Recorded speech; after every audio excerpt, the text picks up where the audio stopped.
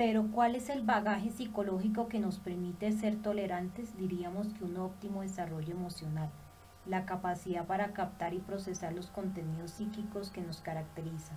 Así pues, en la medida que un individuo es capaz de aceptarse a sí mismo, es capaz de tolerar al otro como otro. Quien se acepta a sí mismo no va entrometiéndose en la vida de nadie, no lo obliga a ser de determinada manera y menos aún pretende eliminarlo.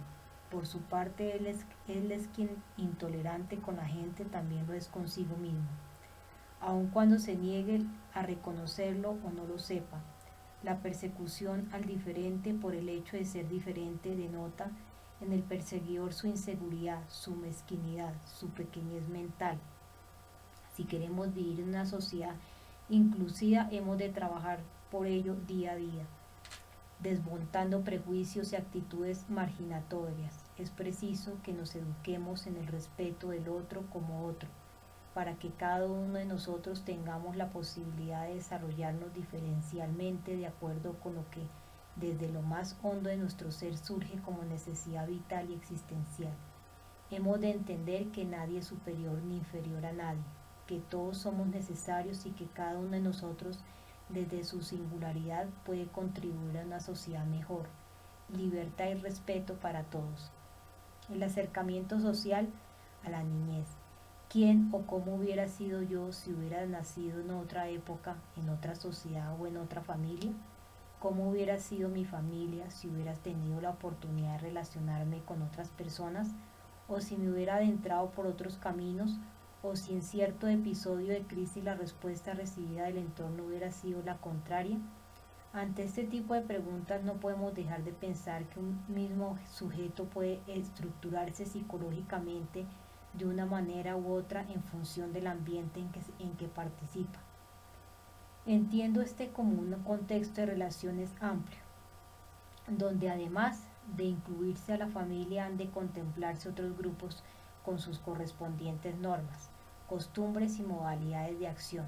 Todos y cada uno de los entornos de relación afectan y condicionan al existir, en un sentido u otro, ya sea coadyuvando a favor de la salud mental, cuando se pone en valor la función sostenedora y rescatadora, cuando se demuestra interés en ayudar a alguien en las dificultades por las que transita por la vida, ya sea provocando sufrimiento psíquico cuando se practica alguna forma del maltrato. La lucha contra el maltrato constituye un reto de primer orden y no nos compromete a todos. Cuando ocurre hay que hacer todo lo posible para retirar cuanto antes a la víctima del entorno patógeno y ayudarle a superar su sufrimiento. Consideremos, por ejemplo, lo que ocurre en ciertos lugares en que los niños son utilizados por sus familiares o cuidadores para mendigar y prostituirse, o que los venden a otras personas con ese fin, explotándoles físicamente, traumatizándolos psicológicamente en una dirección que es totalmente contraria al crecimiento personal.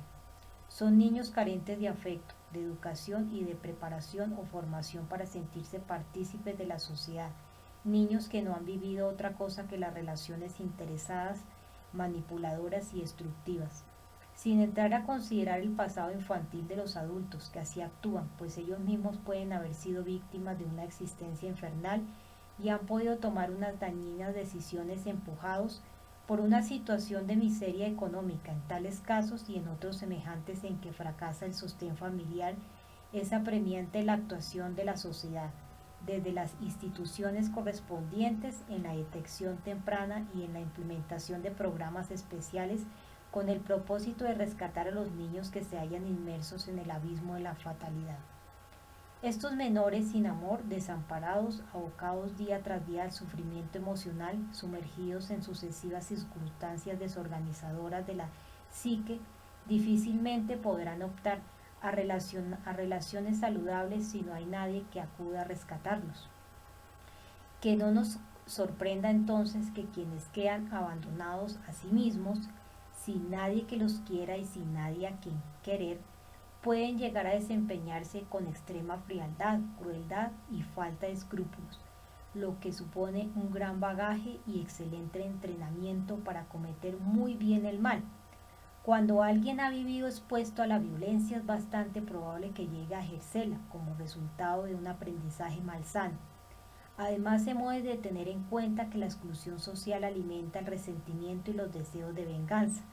Para poder contrarrestar el daño anímico que portan los niños maltratados es necesario establecer y poner en marcha programas de acogida familiar, tutores, psicoterapia, preparación académica, capacitación laboral, etcétera, que favorezca el proceso de integración, que es muy diferente a la adaptación forzada o del conformismo en la comunidad. Como conclusión, merece la pena resaltar la siguiente idea: cada sociedad labra un futuro u otro en función de cómo trata a sus niños. Por eso, cuando el buen trata para con los niños se convierte en el eje de acción de una comunidad, se está contribuyendo de la mejor manera posible a la prevención de la criminalidad y de la patología clínica, y al mismo tiempo la creación de los miembros de una sociedad tolerante y comprometida. Epílogo. Estar en paz consigo mismo es el medio más seguro de comenzar a estarlo con los demás. Fray Luis de León. Después de haber dado cuerpo a los diferentes capítulos que integran este libro, voy a destacar aquí, sin tener que ceñirme ya a la estructura básica de un texto expositivo, una serie de consideraciones sobre el lado sombrío de la condición humana. La violencia constituye el acto de violar, infringir o quebrantar algo. El victimario es intolerante al límite ofrecido por el otro, ignora su especificidad, su singularidad, forzándole a recibir aquello que no desea ni acepta. La agresividad es un término con un doble acepción. Por una parte hace referencia a la tendencia a actuar o responder violentamente, y por otra parte hace referencia a empuje, brío y capacidad de decisión para emprender algo y superar las dificultades que se presenten. La agresividad entendida como empuje resulta útil para remarcar la singularidad en un proceso de diferenciación, para no quedar subsumido en el universo del otro. La obediencia ciega, que algunos la contemplan equivocadamente como disposición virtuosa en el cumplimiento del deber o como lealtad virtuosa, es indicadora de que el sujeto ha sido mentalmente invadido o colonizado por el otro, y en que su fuero interno vive atrapado con el miedo a mostrarse en su singularidad debido a la poca estima o valoración que siente por sí mismo. Por muy satisfactoria que resulte determinada relación, tarde o temprano surgirán dificultades, tensiones o conflictos. Es algo inherente a la convivencia con el otro, pues el otro supone otredad, alteridad, diferenciación y diferencia. La cuestión clave radica en qué hacemos o cómo podemos ante los conflictos. Para el tratamiento de los conflictos, que varios sujetos o grupos de personas no pueden solucionar entre sí, es conveniente recurrir a la intervención de un tercero que haga de mediador y esté investido de autoridad. La violencia que se precipita a partir de la rivalidad y de intereses enfrentados con el otro constituye un fracaso en el abordamiento de los conflictos. Desde el principio de toda relación, y como consecuencia de las gratificaciones y frustraciones que se viven con el otro, existe la posibilidad de sentir amor y odio. El otro, debido a su singularidad, no tiene por qué comportarse como uno espera o desea que lo haga. La tolerancia consiste en la aceptación de la tensión agresiva que nos produce la disonancia con el otro. Todos tenemos fantasías agresivas, el deseo de atentar contra la fuente de malestar y destructivas, el deseo de eliminar de un plumazo todo aquello que nos resulta molesto, displacentero u odioso. Hay actividades y espectáculos que favorecen el desahogo emocional. La agresividad puede descargarse por acción o por identificación. La agresividad puede ser ocultada o ignorada a partir de la aplicación de diferentes mecanismos defensivos: represión, sentimientos de culpa, procesos de somatización, conductas de autocastigo, inhibición motora e intelectual, etc. Proyección, atribuyéndose a otro lo que uno siente o desea. Formación reactiva, mostrándose por el otro una exagerada amabilidad o cuidados excesivos. Y sublimación, canalizándose la energía agresiva hacia tareas o actividades solamente aceptables.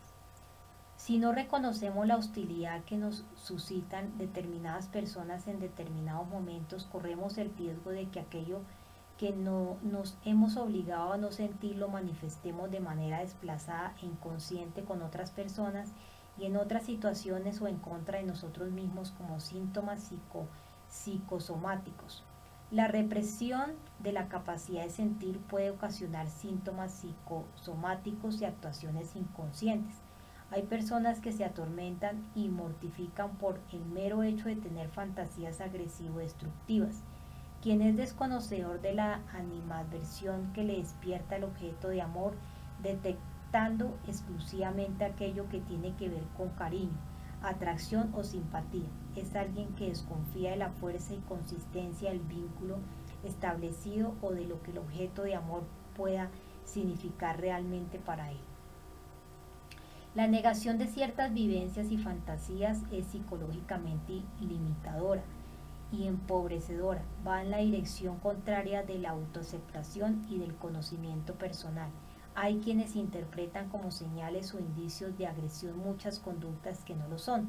Se ven acosados o perseguidos por los otros cuando en verdad lo que les ocurre es que están cautivos de la propia agresividad proyectada. En una contienda o guerra, las valoraciones negativas que suelen emplearse de cada una de las partes con respecto a los combatientes y partidarios del bando contrario son intercambiables por coincidentes. Para uno los otros suelen ser visualizados como malos, malísimos y para estos otros sus enemigos también. Cada una de las partes contendientes suele calificar la violencia ejercida por sus enemigos como expresión de perversión y maldad, al mismo tiempo que la violencia propia suele percibirse como una herramienta necesaria en la lucha por la liberación, como acción defensiva al servicio de los valores más elevados o sagrados. La ventaja de tener enemigos que a veces resultan ser más imaginarios que reales o tan solo imaginarios es que se les puede utilizar como dianas de proyección, como objetos depositarios de todo aquello que no se puede tolerar o admitir, así como para crear cemento social. Esto es para cerrar o por lo menos ocultar fisuras entre quienes se contemplan como aliados. La agresión en algunos casos y momentos es defensiva, mientras que en otros casos y momentos responde a una ideación persecutoria. La agresión defensiva consiste en el uso de la fuerza con objeto de contrarrestar determinada forma de abuso o un ataque que amenaza la supervivencia física. La agresión persecutoria consiste en la producción de daño por motivos de intolerancia y es consecuencia de la incapacidad para sostener y procesar psíquicamente lo acontecido. En ciertos momentos o en presencia de ciertos individuos resulta peligroso iniciar una discusión, en tanto que hay muchas probabilidades de que la discrepancia precipite la agresión verbal y o física. Hay lugares y momentos en que la disidencia o singularidad es perseguida con voluntad y de exterminio. Quien tiene criterio personal y libertad de pensamiento en un lugar o entorno donde no cabe la independencia sino la exigencia de sometimiento corre el riesgo de ser castigado, perseguido y destruido. El sujeto perseguido por su singularidad, mientras no cambien las condiciones ambientales en que se ve inmerso, vive el drama de tener que elegir entre la aprobación de los otros y la fidelidad a sí mismo. Quien se siente marginado y o maltratado alberga gran resentimiento y deseo de venganza. Hay individuos que maltratan sin piedad o que incluso llegan a matar a quien se aparta o se separa de ciertos ideales. Su ceguera emocional les impide tomar conciencia de que las mejores pretensiones dejan de tener validez y sustento ético si no tienen como referente el respeto para con el otro. En la dictadura de la normalidad o de la idealidad, cualquier desviación identitaria es considerada peligrosa. La persecución irracional al otro remite a la persecución interna del propio perseguidor, al rechazo que siente hacia ciertas parcelas de sí mismo y que se ve en la necesidad de proyectar. Lo proyectado puede ser tanto características negativas como positivas, pero que en cualquier caso son incompatibles con la estructura del ser. Dependiendo de lo que se proyecte, el otro puede ser denominado o divinizado. El peligro de quien ignore ciertas parcelas de sí mismo es que los proyecte y persiga en el otro como si éste fuera un enemigo real, cuando no es más que un enemigo imaginario. El perseguidor irracional juzga al sujeto perseguido, esto es, al destinatario de sus proyecciones, con la severidad que teme ser tratado.